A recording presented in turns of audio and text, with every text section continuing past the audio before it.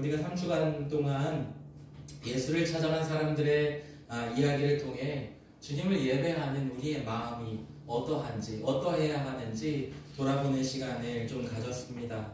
목자들은 온 백성에게 미칠 큰 기쁨의 좋은 소식을 듣고 이제 예수 나신 곳으로 달려가지요. 또 박사들은요, 동방의 박사들은 별을 보고 따라와서 참 빛 대신 예수님을 배웠습니다. 마리아는 오랜 시간 동안 기다렸고 성경에 약속하신 하나님의 말씀이 자신을 통해 세상에 임하실 것임을 경험케 되었습니다. 도무지 이루어질 수 없었던 일이 도무지 들을 수 없는 이들에게 전해졌고 이루어진 것입니다. 그러므로 오늘 하나님을 아버지라, 예수님을 나의 구주라 고백하며 믿고 감사하며 예배하는 여러분의 예배 현장, 예배의 자리, 그 마음은 너무나 놀랍고 감사한 것입니다. 이것은 정말 어마어마한 은혜고 놀라운 하나님의 사랑인 것입니다. 들을 수 없던 자들이 들었고 볼 수 없던 자들이 보았던 것처럼 오늘 우리의 이 예배는 그와 같이 놀라운 현장인 것이지요. 오늘은 대강절 4주차입니다. 성탄절을 앞둔 마지막 주일입니다. 우리가 3주를 지나고 이제 4주차 되어서 이제는 묻지 않을 수가 없습니다. 이 모든 일을 작정하셨으며 이루신 하나님, 그분은 왜 이 일을 이루신 거지요? 왜 이 일을 이루신 것입니까? 하늘을 두루마기 삼고 바다를 먹물 삼아도 다 기록할 수 없는 하나님의 그 이루심, 하나님의 그 계획, 하나님의 뜻은 무엇입니까? 오늘 성경은 그 이유를 하나님의 사랑이라 라고 말씀하고 있습니다. 오늘 본문 말씀은요, 우리가 참 즐겨 듣고 또 읽고 부르는 그런 말씀입니다. 하나님은 예수님을 보내신 일에 대하여 오늘 대강절 넷째 주를 맞이하는 우리에게 하나님이 세상을 이처럼 사랑하사라고 말씀하고 계신 것입니다. 특별히 로마서 8장에 넘어가면 하나님이 우리를 얼마나 사랑하시는지에 대하여 강력한 메시지로 남겨놓고 계십니다. 로마서 8장 38절에서 39절에 내가 확신하노니 사망이나 생명이나 천사들이나 권세자들이나 현재일이나 장래일이나 능력이나 높음이나 깊음이나 다른 어떤 피조물이라도 우리 주 그리스도 예수 안에 있는 하나님의 사랑에서 끊을 수 없으리라. 하나님이 세상을 이처럼 사랑하시는데요, 우리에게 대한 하나님의 사랑이 얼마나 깊은지 아무것도 그리스도 예수 안에 있는 하나님의 사랑에서 끊을 수 없다는 것입니다. 그러면요, 우리는 대뜸 질문이 또 따라와요. 저는 그렇거든요. 여러분은 어떨지 모르겠습니다. 하나님이 나를 정말로 사랑하신다 할 때 따라오는 질문, 여러분은 혹 해보셨을지 모르겠습니다. 하나님, 저를 왜 사랑하세요? 라는 질문입니다. 우리는 사랑의 이유를 알고 싶어요. 우리는 도대체 왜 사랑의 이유를 알고 싶어 합니까? 왜 나를 사랑하세요? 라는 질문 속에는 동의가 되시는지 한번 곰곰이 생각해 보십시오. 어떤 이들은 그 질문을 통해 안정과 확신을 찾는 마음이 있습니다. 또 어떤 이는 그것을 확인하여 자존감을 채우고자 하는 마음도 있습니다. 또 어떤 이는 사랑의 진정성을 확인하고자 하는 마음이기도 합니다. 어떨 때는 관계에 대한 호기심과 탐구심에 그런 질문을 하기도 합니다. 또 어떤 때는 사랑에 대한 두려움과 의문 때문이기도 합니다. 그리고 관계의 깊이를 더하고 싶은 마음 때문이기도 합니다. 찾아보자면 왜 날 사랑하세요? 라고 묻는 그 질문 속에는 이렇듯 다양한 이유를 찾아볼 수 있을 것입니다. 우리는 이런 다양한 이유로 인해 사랑에 대한 질문을 합니다. 그런데 남편된 분들이요, 아내된 분들이요, 어느 날 갑자기 훅 하고 질문이 들어올 때 여보 왜 날 사랑해? 라고 질문을 받으시면 여러분 어떠십니까?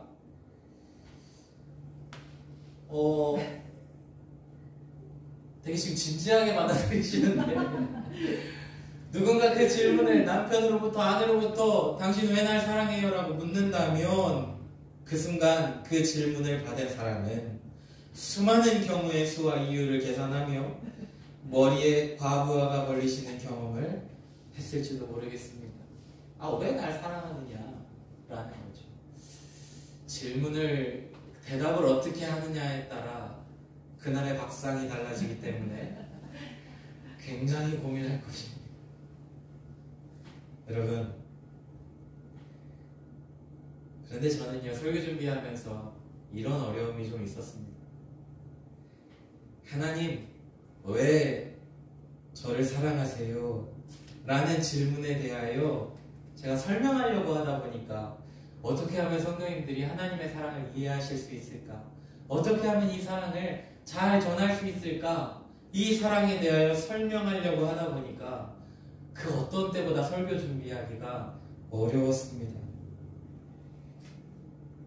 하나님이 나를 사랑하시는 이유를 우리는 어떻게 설명할 수 있을까요? 여러분은 눈이 커서 하나님의 사랑을 받았습니까? 그렇다면 저는 큰일 난 것입니다. 여러분이 피부가 매끄럽고 고와서 그렇습니까? 그렇다면 저는 큰일 난 것입니다. 키가 커서 그렇습니까? 그렇다면 또 저는 큰일 날 것입니다. 하나님이 우리를 사랑하심이 그 어떤 조건이라면 우리는 큰일 난 것입니다. 우리는 달콤한 말, 따스한 말을 통해 사랑에 빠지곤 합니다. 말을 잘하는 것이 조건입니까? 사랑받는 조건입니까? 그렇다면 그 역시 저는 큰일 난 것입니다. 요즘 한 번쯤 들어보셨을 건데 챗 GPT라는 인공지능 AI가 유명합니다. 한 번쯤은 들어보셨을 거예요. 제가 챗 GPT에게 이런 요구를 했습니다. 요구를 했어요. 사랑이라는 주제로 시를 써줘 그랬습니다. 그랬더니 챗 GPT가 어떻게 시를 썼는지 들어보세요. 이건 인공지능, 그러니까 수많은 데이터가 집약된 기계가 쓴 시입니다. 제목, 사랑의 빛. 사랑은 빛이다. 어둠 속에서 길을 잃은 영혼에게 따뜻하게 다가오는 은은한 등불처럼. 사랑은 바람이다. 무겁게 내려앉은 마음의 먼지를 털어내고 숨 쉴 틈을 열어주는 잔잔한 숨결처럼. 사랑은 물이다. 갈라진 마음의 틈을 채우며 가뭄 같은 삶을 적셔주는 맑은 샘물처럼. 사랑은 불이다. 꺼져가는 희망의 불씨를 되살리고 차갑게 얼어붙은 손끝을 녹이는 따스함처럼. 사랑은 무엇일까? 말로 다 담을 수 없는, 그럼에도 불구하고 우리를 움직이게 하는 힘. 때론 무거운 짐처럼 느껴질지라도, 가끔은 눈물처럼 흘러내릴지라도 사랑은 결국 우리를 더 나은 사람으로 만든다. 사랑이란 우리가 서로를 비추는 거울이며 함께 걸어가는 길 위의 별빛이다. 여러분, 저 큰일 난 거 맞지요? 네. 기계가 저보다 더 나은 듯 싶습니다. 말 잘하는 것이 조건이라면 도대체 어떻게 하나님께 사랑받을 수 있습니까? 마귀는 조건을 요구합니다. 선악과만 먹어. 그럼 하나님과 같이 될 거야. 배고프지? 돌이 떡이 되게 해. 세상 천하 만국이 다 내 거야. 내게 절하기만 해. 여러분, 그러나 급겜의 죄에 넘어갈 때 마귀는 우리를 올가매며 결국 제 마음대로 망가뜨려 버립니다. 그러나 하나님께서 성경을 통해 우리에게 사랑한다 하심은 결국 조건을 요구하시는 사랑이 아닙니다. 오늘 본문 말씀에 하나님이 세상을 사랑한다 하십니다. 그런데 생각해 보자고요. 이 세상이 사랑받을 만한 세상입니까? 이 세상이 분명히 죄에 물든 세상입니다. 하나님을 사랑하기는커녕 하나님을 부정하는 세상이 되었어요. 하나님 부정, 하나님 원망이 아니라 사람 간에도 부정하고 원망하며 미워하는 세상이 되었어요. 이런 세상이라면 그 어떤 것이 하나님의 사랑의 조건을 만족시킬 수 있는 충분한 그런 세상이겠습니까? 확언하건대 아무것도 단 한 가지도 하나님의 사랑받을 만한 조건을 채울 수 있는 것이 이 세상 속에는, 그리고 내게는 없는 것입니다.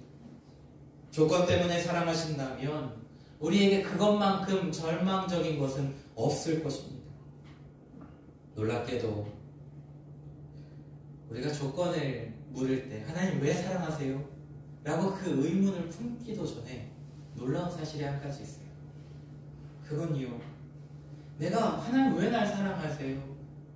왜 난가요?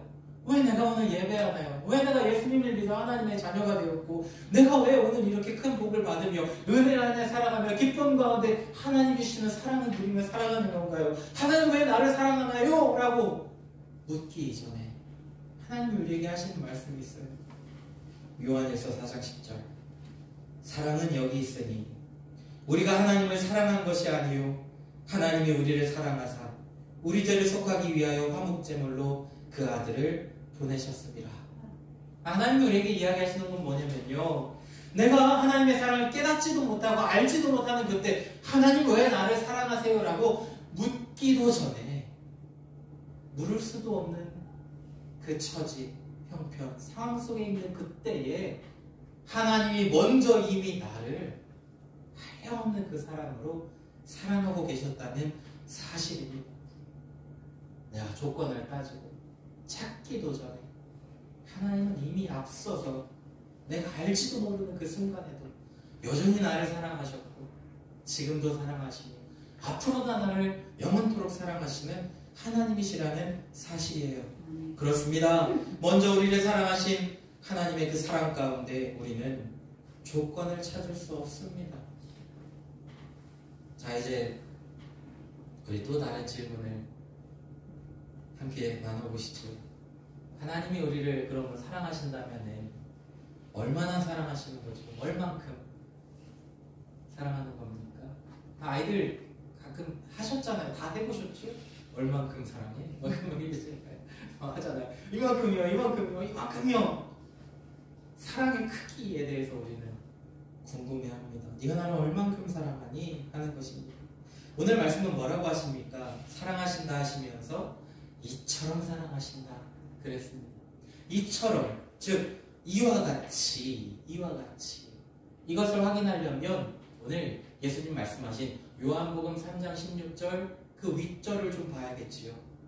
하나님이 세상을 이처럼 사랑한다. 도대체 이처럼 사랑한다는 게 뭐길래 이처럼 사랑하신다 예수님 그렇게 말씀하신 거지.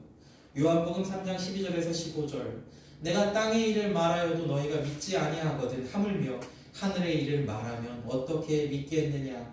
하늘에서 내려온 자 곧 인자 외에는 하늘에 올라간 자가 없느니라.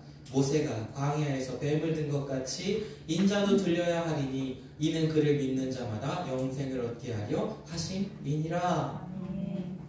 하나님이 이처럼 사랑하신 일에 대하여 다시 우리가 곱씹어 보아야 합니다.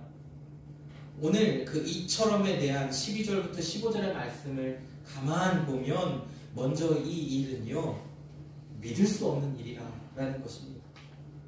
이건 땅의 일을 넘어서는 하늘의 일이라는 거예요. 하늘이라는 것은 공간을 뛰어넘는 개념입니다. 그냥 눈에 보이는 하늘이 파랗다, 하늘이 붉다, 하늘이 어둡다, 그런 눈에 보이는 공간적인 개념을 뛰어넘는 영역의 영역인 거죠. 그냥 눈에 보이는 공간을 뛰어넘는 하늘인 것입니다. 그러니까 나의 생각과 나의 사고와 나의 모든 것을 초월하는 그러한 개념으로서의 하늘인 거지요. 땅의 일을 말하여도 믿지 못하는데, 알지 못하는데, 그러면 하늘의 일을 말하면 어떻게 알겠냐 하고 주님이 말씀하시는 거예요. 그런데 13절 말씀해 보면 하늘에서 내려온 자, 땅의 일도 알지 못하는 우리가 하늘의 일을 모를진데, 그래서 그 모름에 대하여 우리에게 하나님의 사랑을 알게 하시기 위하여 하늘의 일을, 하늘을 아는 하늘에 속한 그 주님이 이 땅 가운데 오셨다는 거예요. 아들이신 예수님만이 하늘의 일에 대하여 우리에게 보이시고 가르치시고 알게 하신다는 것입니다.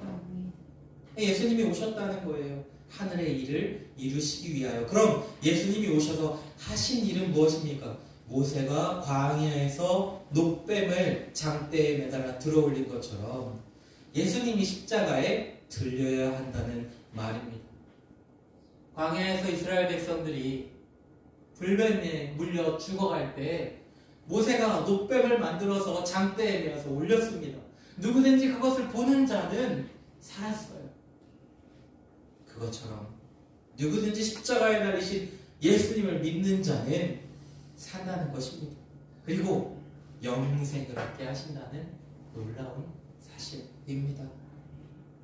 여러분이 이처럼이라는 세 글자에 얼마나 어마어마한 의미가 담겨 있는 것입니까?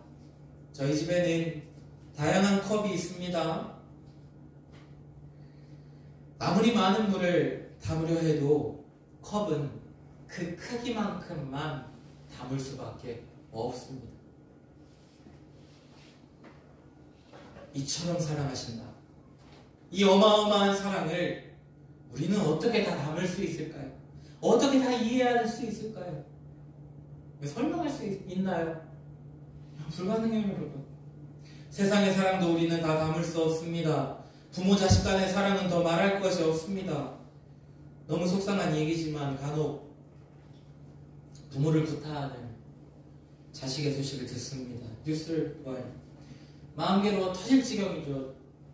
저런 못된 자식이 있나 하고 내일도 아니지만 내일같이 가슴이 메어져요. 터질 것만 같아요. 그러면서 드는 생각이 뭡니까? 도대체 왜 저 부모는 맡고 있는가? 당장 쫓아가서 저 못된 자식 고소를 하든 의절을 하든 당장 내치라고 외치고 싶은 것이 저의 마음입니다. 자녀의 마음일 것입니다. 그러나 저는 아직 그 정도인 거예요. 저는 아직 그 정도인 것입니다. 자식으로부터 비수가 날아와 박혀도 피하지 않는 마음, 못된 자식임에도 다치지 않을까, 상하지 않을까, 다른 이가 손가락질 하지 않을까 보호해주고픈 마음이 부모의 마음임을 자녀된 우리는, 저는 다 깨닫지 못하는 것입니다. 정확히는 깨닫지 못할 마음인 것입니다. 부모 자식 간의 사랑의 담김이, 사랑의 크기가 그만큼 다르기 때문이에요. 평생 제가 저희 부모님의 마음을 다 헤아려야 할 것인가? 저는 불가능하다 말할 것입니다. 성경은 오늘 하나님이 우리를 사랑하신다 했습니다. 곧 여러분을 사랑하시되 이처럼 곧 독생자 예수 그리스도를 세상에 보내시고 십자가에서 모든 죄를 담당케 하시기까지 우리를 사랑하신다는 것입니다. 이것은 너무나 놀랍고 말도 안 되는 이야기예요.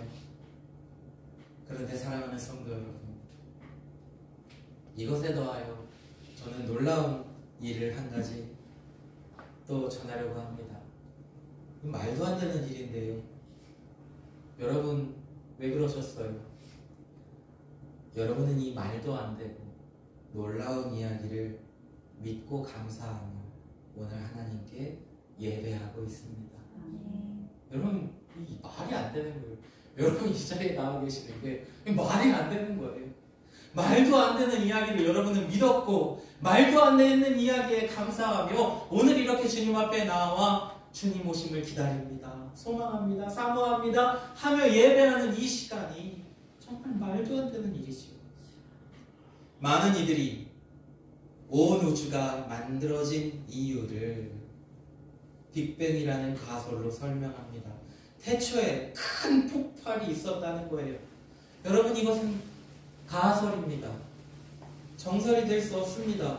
추측이, 확증이 될 수는 없습니다. 그러나 하나님의 사랑은요, 온 우주에, 온 세상에 가득합니다.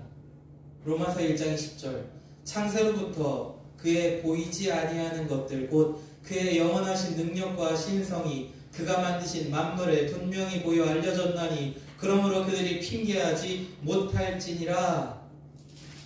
온 세상에 가득한 하나님의 사랑을, 하나님의 지으심을, 하나님의 능력과 그 행하심을, 오늘도 운행하심을 발견하지 못한 채 지금도 최첨단의 망원경을 우주에 띄우는 우리에게 하나님은 언제나 우리를 향해 이렇게 말씀하세요.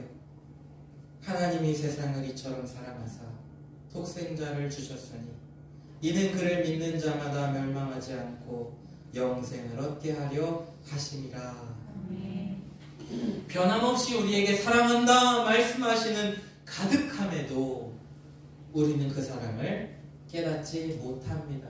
그래서 이것을 깨달음은 오직 하나님의 은혜입니다 하고 고백하는 것입니다. 나의 눈으로는, 나의 마음으로는 하나님의 사랑을 다 담을 수 없습니다. 은혜입니다. 여러분, 저는 하진이의 눈동자를 보고 하진이인 걸 알 수 없습니다. 저는 하진이의 머리카락을 보고 한호를 보고 하진이인 걸 알 수 없습니다. 여러분, 우리 안에 하나님의 사랑이 한 방울 떨어질 때 우리는 그 어마어마한 사랑을 감당할 수 없을 것입니다. 그러나 우리는 한 방울의 사랑을 경험하고도 주체할 수 없는 사랑에 감격할 것이지만 하나님의 그 온전하신 사랑을 우리는 다 헤아려 알 수 없을 것입니다. 하나님의 사랑을 아는 것, 하나님의 사랑을 깨닫는 것, 그것은 그래서 온전히 하나님의 은혜입니다. 하나님은 이 말이 안 되는 이야기를 말구유에 담으셨습니다. 이 말도 안 되는 이야기를 십자가에 담으셨습니다. 이 말도 안 되는 이야기를 저와 여러분 안에 담으셨습니다. 우리가 이 말도 안 되는 이야기, 우리를 위해 이 땅에 오신 예수님을 믿어 멸망하지 않고 영생을 얻게 하시기까지 하나님은 우리를 사랑하십니다. 이것은 내게 대한 온 세상을 향한 하나님의 사랑입니다. 유대인 지도자들은, 많은 사람들은 예수님이 십자가에 달리셨을 때 고개를 저었습니다. 어떻게 메시아가 흉악한 자 또는 정치범들이 달리는 십자가에 달릴 수 있냐라는 것입니다. 그러나 예수님이 가장 끔찍한 십자가의 자리에서 하나님의 완전하신 사랑을 나타내셨습니다. 오늘 수요일 12월 25일은 성탄절로 우리가 지킵니다. 많은 사람들이 비아냥거려요. 12월 25일은 고대 로마에서 태양의 날이 길어지는 시점이라 인식하며 사람들이 그것을 기념하여 태양신을 숭배하는 날이었다라는 것입니다. 여러분, 초기 기독교 지도자들이 그걸 몰랐을까요? 그들이 몰라서 12월 25일을 성탄절로 정한 걸까요?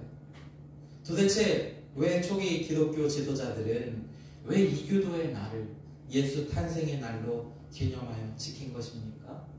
이 날을 예수님의 탄생일로 기념하는 것은 단순히 역사적 날짜의 문제가 아니라 예수님이 태양신이 아닌 세상의 참빛으로 하나님의 사랑으로 오셨음을 상징적으로 표현하는 신앙적 고백이 12월 25일에 담겨져 있는 것입니다. 태양신을 기다리는 사람들의 마음속에 기쁘다 구주 오셨네가 된 것입니다. 다 담을 수 없는 자리에, 멸망의 자리에 십자가에 사랑을 담으신 놀라운 은혜의 날인 것입니다. 여러분, 여기까지 저는요 요한복음 3장 16절을 설명하려고 했습니다.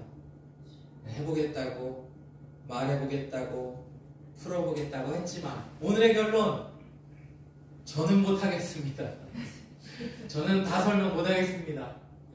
정말 못하겠습니다. 저는 못하겠습니다 라고 하는 게 가장 맞는 대답이 아닐까 싶습니다. 그래서 요한복음 3장 16절 말씀을 읽고 설교를 마치려고 합니다.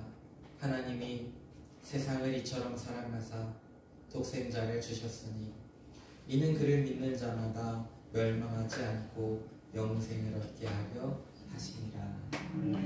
여러분 이 말씀 제가 특별히 제안하기는 세상을 자기 이름을 넣어볼까요? 하나님이 찾아오를, 하나님이 아닌 이를, 하나님이 김하진 일, 그렇게 이름을 넣어서 우리 함께 고백하며 오늘 하나님의 사랑 감사합니다 하며 우리 함께 말씀 마치도록 하겠습니다. 하나님이 자중모를 이처럼 사랑하사 독생자를 주셨으니 이는 그를 믿는 자마다 멸망하지 않고 영생을 얻게 하려 하시니라. 아멘.